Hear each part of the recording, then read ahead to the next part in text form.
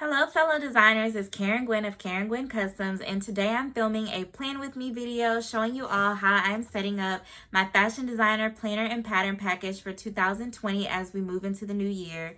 I am so excited about 2020 and I'm setting so many ambitious goals for myself, and I know I need to have some really solid planning in place in order to be able to accomplish them. I'm going to be working out of my fashion designer planner and pattern package, which I released in 2019, but now for 2020 I have a few wonderful new additions that I know are going to help us become more driven, more goal-oriented, and more successful in general as fashion designers.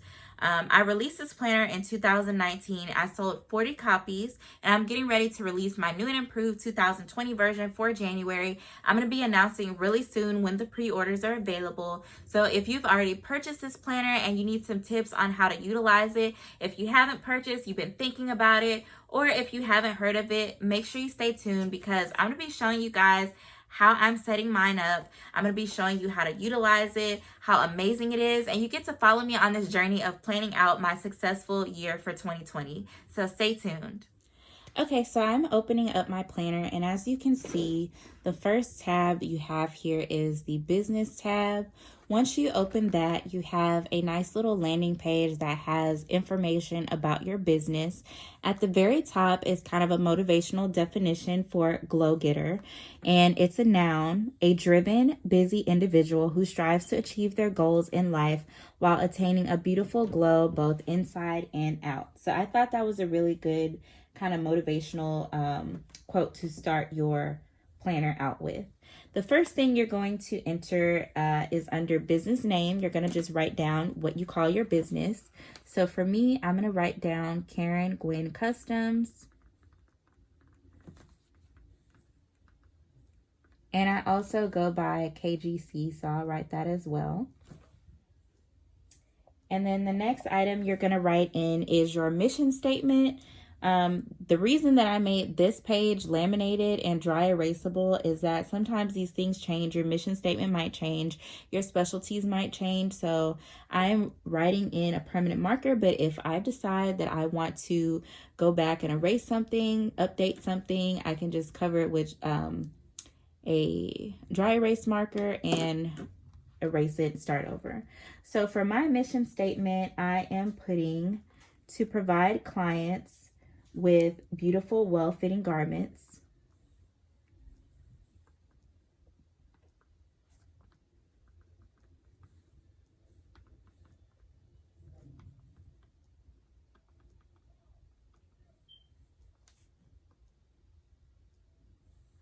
And provide designers with tools to make them more successful.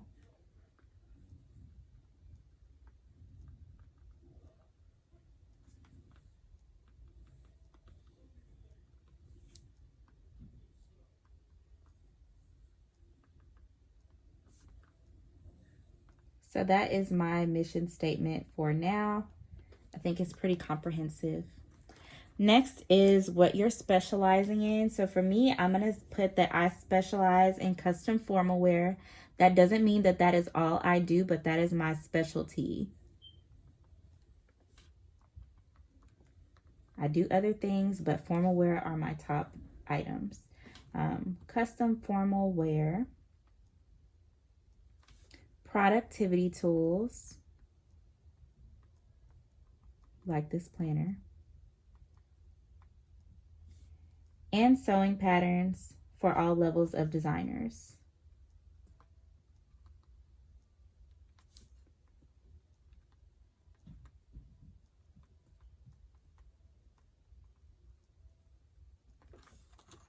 So that is my about my business page. Moving on is your 2020 starting prices reference sheet. So up here, you're going to put what your custom starting price is. Now that is what you typically, that's the base number that you typically are not going to go under when you're quoting someone for a design. So for me, I'm going to put that my custom starting price is $250. Of course, there'll be some exceptions to that, such as if I'm making a bathing suit, I typically sell swimsuits for like $60, depending on what kind of swimsuit it is. But for anything else, like a dress or a two-piece or something, I want to charge at least $250. These little boxes here are helpful when you're trying to figure out what to charge someone. You'll put your material costs there, your base profit that you want to make, plus any extra time such as like hand sewing appliques, adding horsehair braid, etc. And then that will come up with your final price. Down here is where you can put different items that you offer and starting prices for them. So for me, I'm going to go ahead and put down 3 items. One is prom dresses. My starting price for prom dresses this year is $650. And then for wedding dresses, my starting price is $1,000. And then for reception, for a wedding, reception outfit, that starting price is $500. And that all will vary depending on what exact design it is. But this is to help me remember that when someone comes to me asking for a wedding dress, oh, my budget's only $800, do not budge on that $1,000 mark. If they can't come up with $1,000, then they cannot have a dress from me. All right, moving on. And whatever you specialize in, you can put that there. If you specialize in like bathing suits or whatever, put that there as well. Next is my social media habit tracker. I'm just going to take this out so you guys have a clear view of it. This is what I am going to be using to track how often I post on social media. So you have a line for Instagram as well as Facebook, and there is one of these for every month of the year. It is 2-sided. And then over here you have an area where you can write down helpful hashtags. So I did have a tracker going from, I think it was July through December, or it was July through June actually. And I was looking at my tracker for the last few months and really disappointed in myself at how little I was actually posting on my social media. We tell ourselves that we want to book a lot of clients, we want a lot of attention on social media, but if you're not posting every day and being consistent, how are people going to find you? Even with using hashtags, you have to think about the number of people that are using good hashtags. If you're doing hashtag Houston designer and you post today, but then you don't post again for like a week or 2 weeks, imagine how many other people are putting that hashtag. So when someone is searching that hashtag and you haven't posted for over a week, they're not going to see you. They're going to see the more recent people that have posted using that hashtag. So with this is going to be your accountability tool. And every time you look at this, you need to be able to say, oh, I posted every day this week. I posted every day this month. So that's going to start off in January. Over here is where you can keep track of some good hashtags. And I'm going to go ahead and write some down that I've been using on my Instagram. Let's see. Houston designer. And when I post on Instagram, I typically just copy and paste the same hashtags from post to post. But if you're ever in a position where you can't do that, or you just need to remember some different hashtags, this would be helpful. And you can use up to 30 hashtags on every post. So I'm doing Houston designer, Houston prom, KGC, which is my brand, Karen Gwen Customs, which is also my brand, Houston fashion, Houston fashion designer,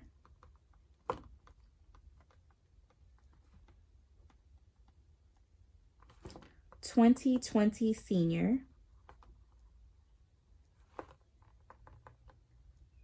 seniors 2020, senior season, black designer,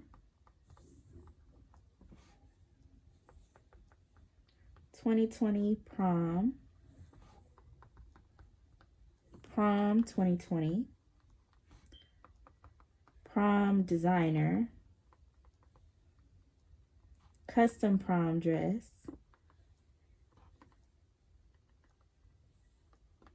And then your usual viral pages, Hall of Prom, Prom Killers,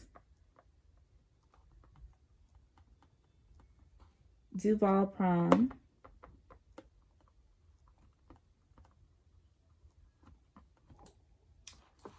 Prom 2K20 also, Houston Prom Dress. I'll put this up here because I ran out of space.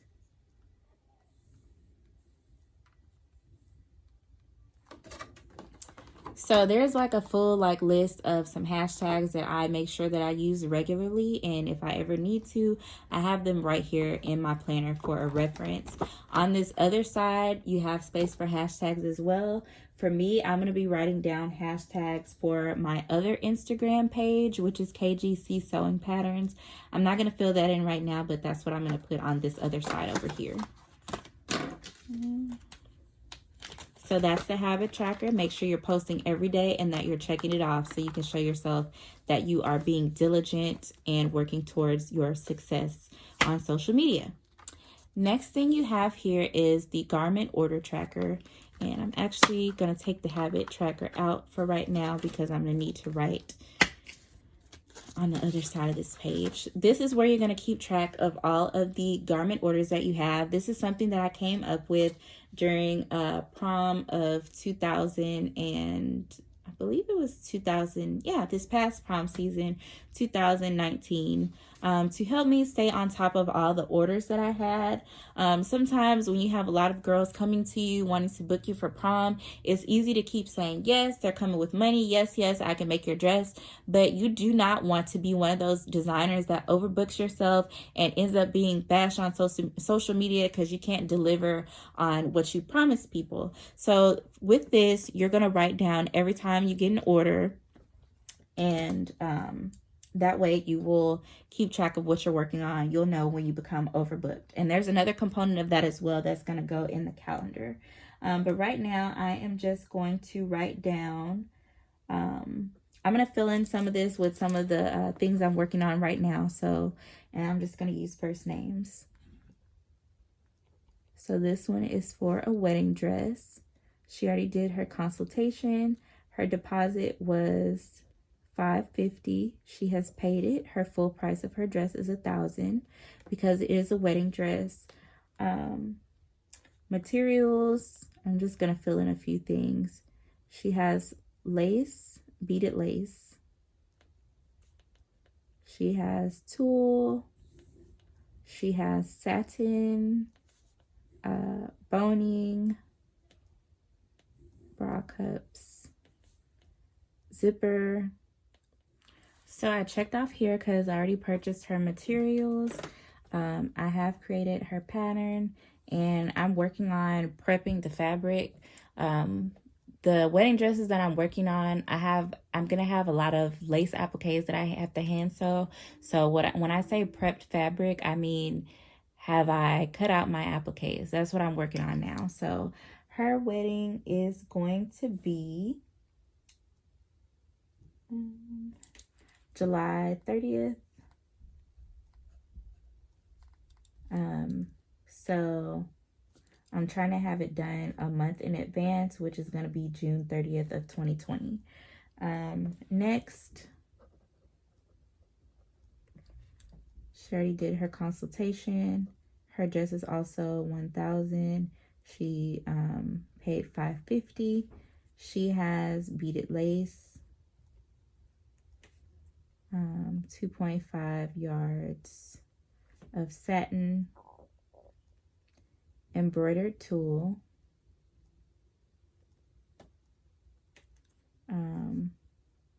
I'm gonna order 2 bolts of 108-inch wide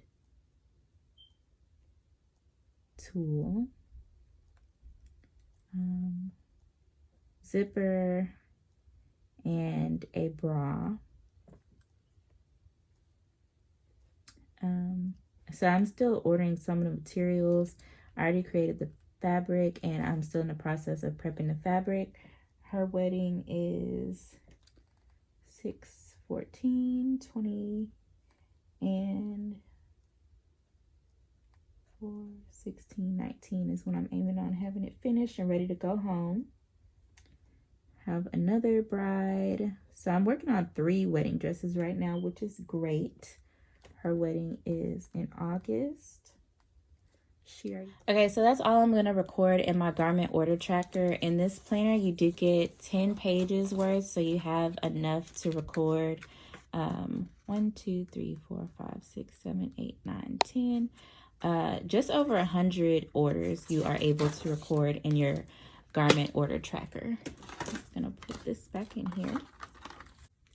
Okay, so moving on to the next section of the planner, we're now going into the goals section. And once you open this, the first tool you have in front of you is your 2020 revenue tracker.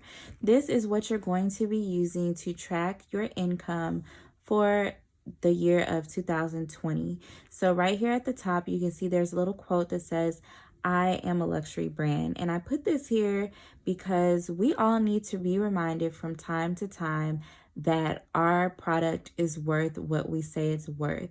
We're used to giving people a price. Some people complain about it. Some people might turn their nose up at you because you're not, Louis Vuitton or whoever. But regardless of what other people think, you are still providing a luxury service to people. You're providing an individualized experience where they're getting a one-of-a-kind outfit made specifically for them. So you always need to remind yourself that you're a luxury brand, and you need to remind yourself not to sell yourself short, not to accept less than what you're worth, so on and so forth. So here where it says 12-month goal, you need to come up with what number do you want to make in the next 12 months. For myself, I'm going to put that I want to make $55,000 for the year of 2020. What I'm going to do for these months, each of these boxes represents a month in 2020. I'm just drawing a horizontal line through each of them because I want to not only track my revenue, but I also want to track my net profit, meaning I want to track how much money I'm actually making as income after my expenses.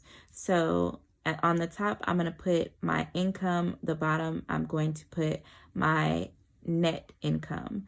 So for example, you might make a prom dress and charge $600 for it, but you didn't actually make $600 because you also have to spend money on your materials. So say, for example, you spend $200 on materials, you actually only made $400. Or if you spend, $250 on materials, you really only made $350. So as you're tracking your revenue, make sure you're also tracking how much money you actually made that you're able to keep for yourself as well. At the end of the year, you're going to write down your actual revenue so you can compare what you made to what you wanted to make. Was it higher? Was it lower? Did you come close? What can you change moving forward?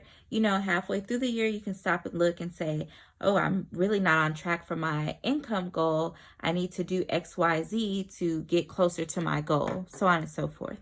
So that's what that tool is for. Next item you have is your goal setting dashboard. So you have 3. The first one you have is this month goals. So I'm going to be writing down my January goals here. Next, you have your 2020 goals. And then after that, you have your long-term goals. So I have set myself about 4 to 5 goals for each of these dashboards. I try to keep it kind of simple because you want to set attainable goals and not overwhelm yourself.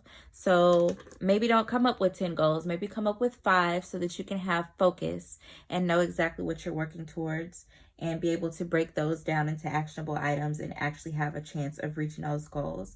So for my this month goals, I have 5 that I came up with. So 1 is I want to record and upload 8 YouTube videos, because I know it's really important to be consistent. So basically I'm setting myself up to upload YouTube videos twice a week. So I need to be recording twice a week. Second goal, I want to release 2 new sewing patterns. in January. Thirdly, I want to bring all 3 of the wedding dresses I'm working on to a fitting stage because I want to do my fittings in February.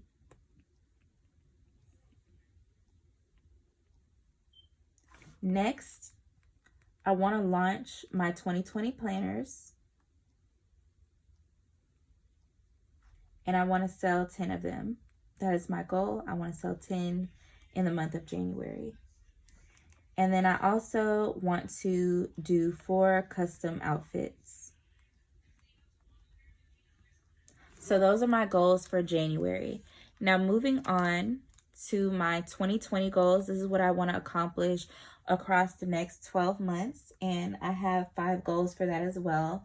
So one goal for 2020 that I have is to monetize my YouTube account or my YouTube channel.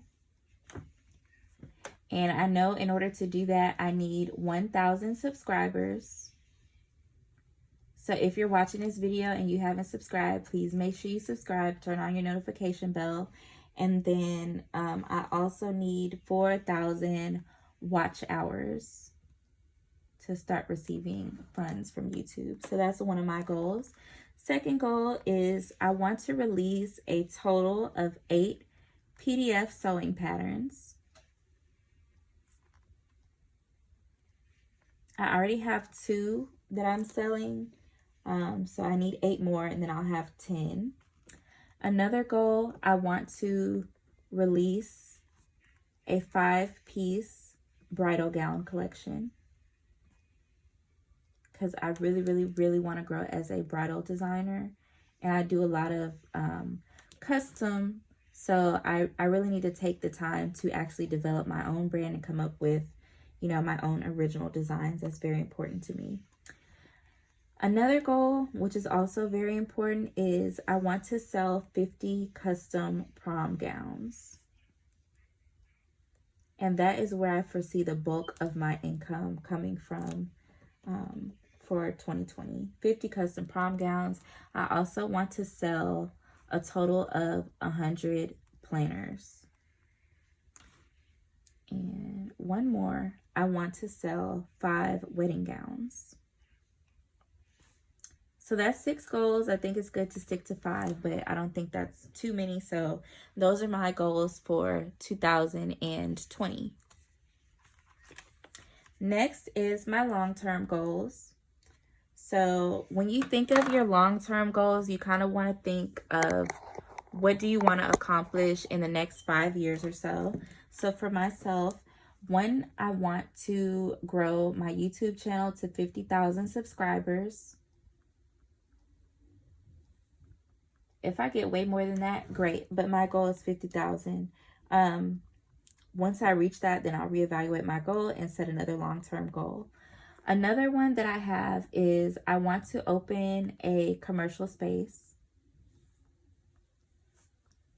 And I left that kind of vague because I don't know exactly what that looks like for me, since I have my hands in so many different areas right now. I have my custom clothing, I have wedding dresses, I have prom dresses, I have sewing patterns that I'm making. I don't know if that is like a bridal shop or if it's some type of office space for my pattern making business or an office space for planners. I'm not sure. I don't know what that looks like yet, so I'm just going to kind of leave that open. Next goal is I want to sell my manufactured planners on a mass scale. So right now, the planners that I have, they are all handmade by me.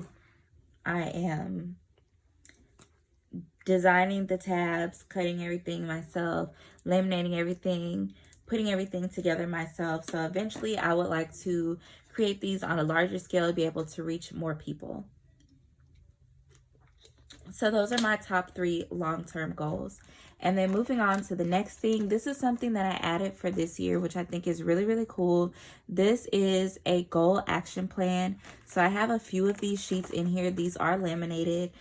So this first one is for the month of January 2020. This is blank. I filled this in myself, and it's double-sided, so you're able to plan out for the next 2 months. Each of these boxes here is for you to write down a goal. So since I made 5 goals, I'll have 5 of these boxes filled in. And then down here, these are all checklists, or what I called action items, because you can't just set a goal and then leave it, because by the end of the year, you'll have forgotten about it. You'll not have made any progress. Here, you're going to be able to list out all the components of your goal, all the action items that make up your goal, so that you can actually keep them top of mind and be working on them on a daily basis. And then down here, you can write down any notes that you need to remember as well. So you have each of these 2 are for individual months. And then next is your goal action plan for January through December. So this page is for your 2020 goals. And then the next page says long-term goals. So this will be for your long-term goals. So in a future plan with me video, I'm actually going to take all the goals that I wrote down on my little dashboards here, and I'm going to move them to these pages and come up with my action items and actually put some due dates along with them on my calendar so I can hold myself accountable. So that's the goals section. Okay, now moving into the next section, we're going into the calendar section. And you can see here, I've already kind of started filling this in. So here is the calendar for January 2020. I have written down that I have a prom consultation this next Saturday at 11 o'clock in the morning. And I also know that I just said that I wanted to upload YouTube videos twice a week. So I'm going to set that for Tuesdays and Fridays. So every Tuesday and Friday, I'm going to write upload YT vid.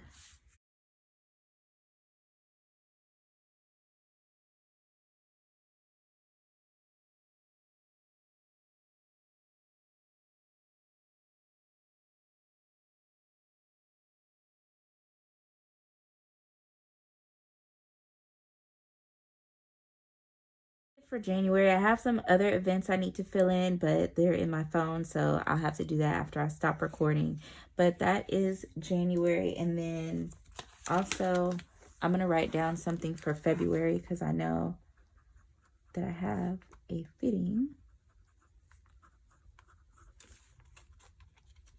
January 31st is a Thursday. I mean Friday. So the 1st, 2, 3, 4, 5, 6, 7, 8.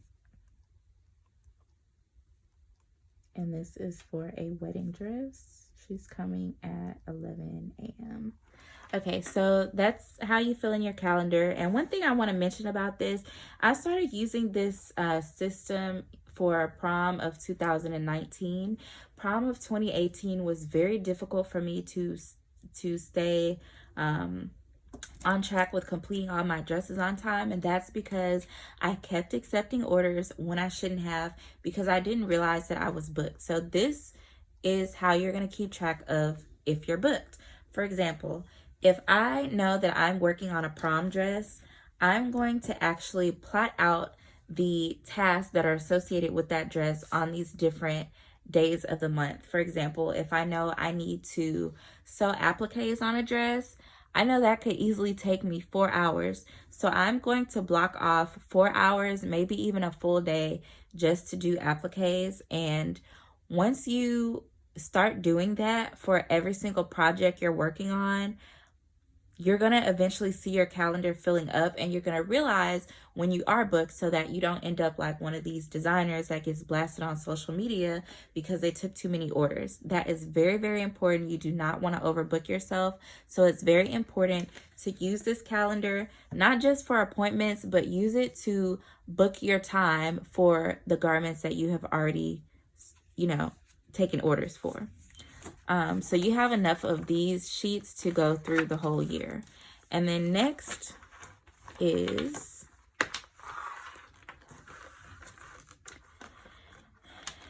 you have your weekly calendar. And here is a little dashboard that I included where you're going to write down your top 5 priorities and to-do items. And Also some notes for anything that you want to remember. And then on the back side, you have a fabric supply shopping list. So anytime I go to the fabric store, I make sure I have my planner in my purse with me so I can pull it out, look at this little shopping list just in case there's anything I forgot. For example, I know when I go back to the fabric store, I need to get some illusion mesh. I'm just going to say 2 yards. And then on the other side, you're going to write down your top 5 for the week. For me, before this week is over, I need to finish the waistband on my friend's skirt because she's going to be wearing it for New Year's. And I also want to make a 2-piece outfit. It's going to be leggings and a sweatshirt. And that's actually going to be the next pattern that I release. So I also need to be taking photos as I complete the pattern. And I need to pack for my trip to Atlanta. And I think that's about it. So here's the weekly calendar. And I start my week on Monday and end it with Sunday. In my head, that's just how it works. So that's how I did it in the planner. And Wednesday is the 25th. December 23rd. 3.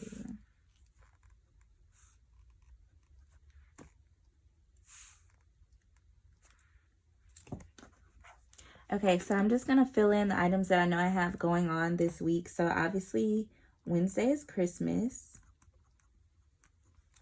Today was Tuesday, and I was filming a plan with me. I also did some last minute Christmas shopping.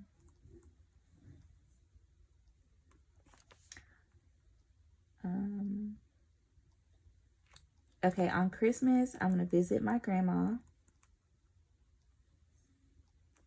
And then I'm going to visit our uncle's house.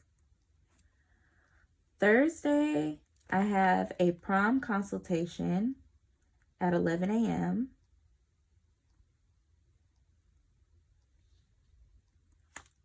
And I also need to finish my 2-piece outfit. Hopefully I'll be able to start that on Christmas, but I don't know. We'll see how the day goes.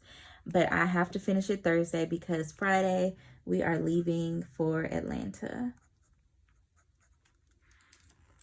And then we come back on Sunday.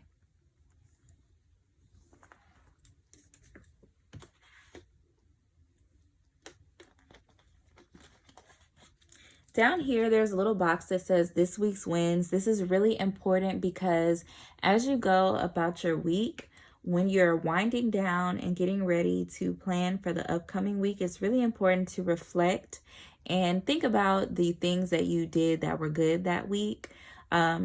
When you have so many things on your to-do list, sometimes it can just feel like you didn't accomplish much of anything, but you really have to stop and remind yourself and say, hey, I did this really well this week. I did that really well this week. I'll fill this in later because I haven't thought about it yet. And then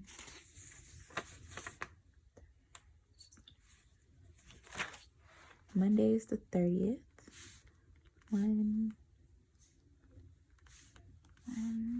2, New Year's Day.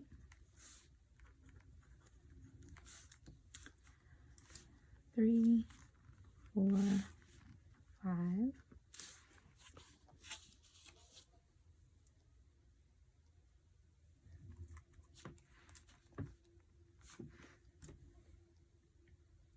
Oh, I have a prom consultation on Saturday the 4th.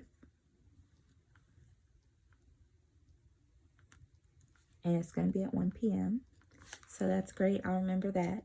So that is the weekly calendar. Anything that you have going on for whatever day of the week, you just want to make sure you write it down in advance so that you can remember it before it comes up.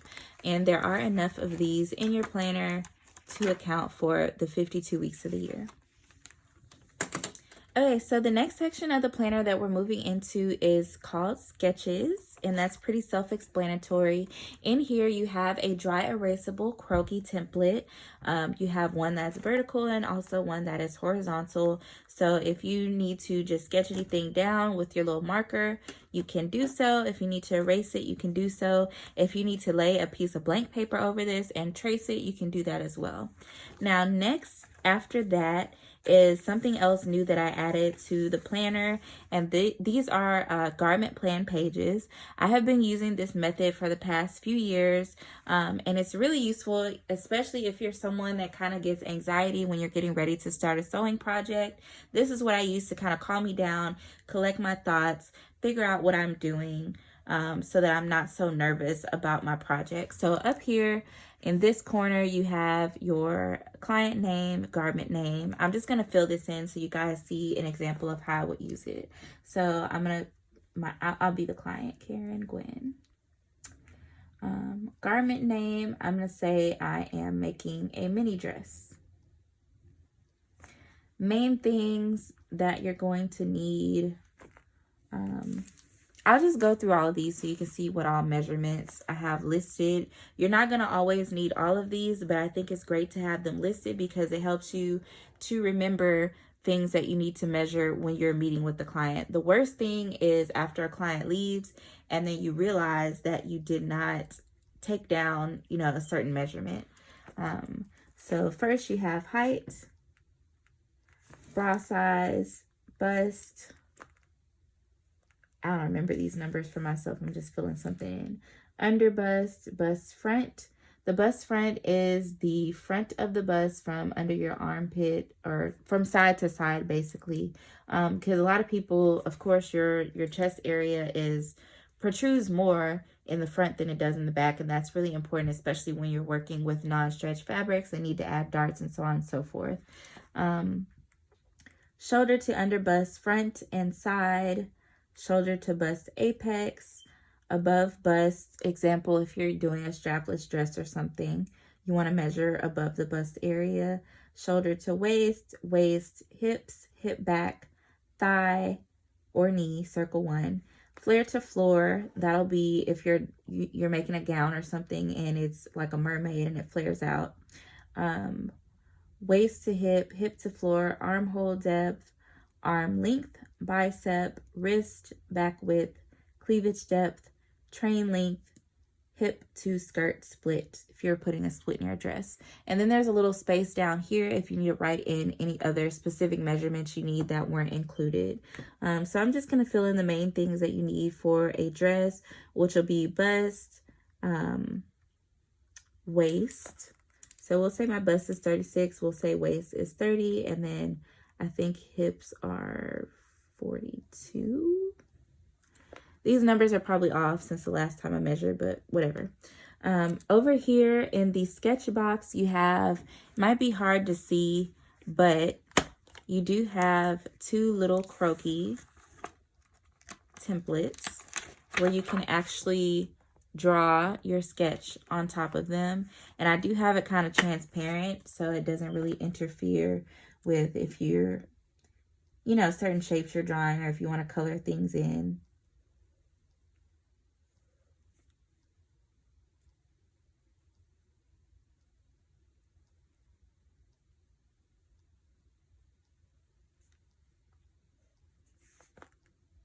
So there's my little dress.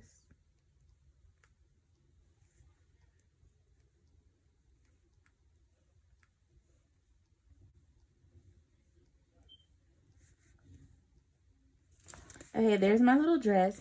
Okay, now in this section, which is the pattern pieces section, this is where I actually draw out what my pattern pieces are supposed to look like.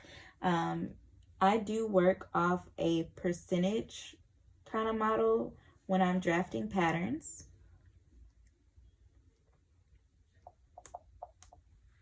Get my calculator out. Okay, so for example, my waist is 30 inches. So I'll do 30 times 0.85.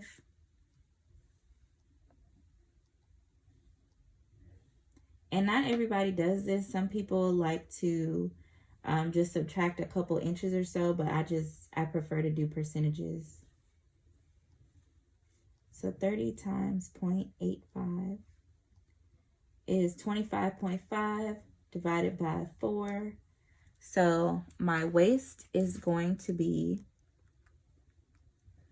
6.375.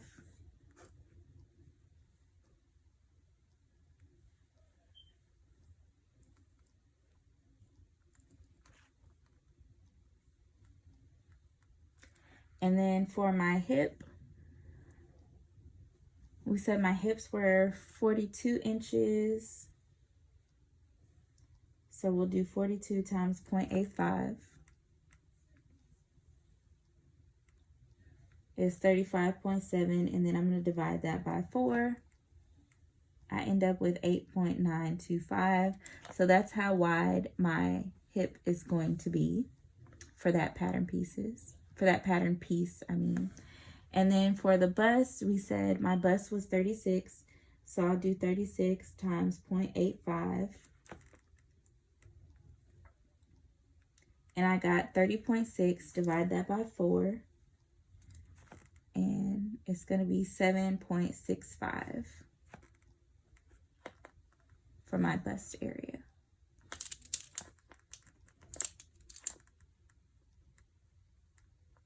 So that's how I'm going to draft that pattern. And remember, let's see, shoulder to waist, I said 15 inches. Waist to hip, on average, is usually 8 inches. And then you also need to measure whatever the hip to the bottom of the dress is. So you'll put that number there. Materials, we'll probably say 1 yard of spandex. Or whatever you're using. This is just a little area where you can write down what materials you actually need for the project. And then notes is any special things that you want to remember. Like, for example, you could write down step by step exactly how you want to execute the pattern. You could write down that you want to remember to add elastic. You could write down whatever you need to remember about your project. So that's what this is for. I think this is really useful, and I have included 10 of these pages for you guys. And then after this, you also have 20 blank sheets of paper. So that's the sketches section. That's pretty much the whole planner. The last part that people really love is the pattern section. And if you don't know, I have 2 patterns that I have released on Etsy as well as physically. One is this one, the 4-yard mermaid gown with G'day pattern. It has the actual pattern inside this envelope. And then on the back, you have your size chart. It has information about what kind of fabric you need and information about the specific measurements of the pattern. And then also I have my unitard bodysuit pattern. Same thing, the actual pattern is folded up inside here. And then on the back you have the same similar kind of information. My patterns are available as PDF downloads. So if you purchase a planner, you get a free pattern along with it. So your planner will ship with one of these, but you can always purchase any future patterns on Etsy as instant downloads. And once you have them, you can easily store them in the exact same way. I get these half-size sheet protectors from Amazon. You can put them in your planner, store your patterns that you print out from Etsy in the exact same way. This is really just to give you guys an idea of how you can make your pattern storage functional. I hear designers asking all the time, how can I store my patterns? I don't know how to fold them back up. Do I hang them up? They're gonna get damaged, yada, yada, yada. This is a really easy way to store your patterns.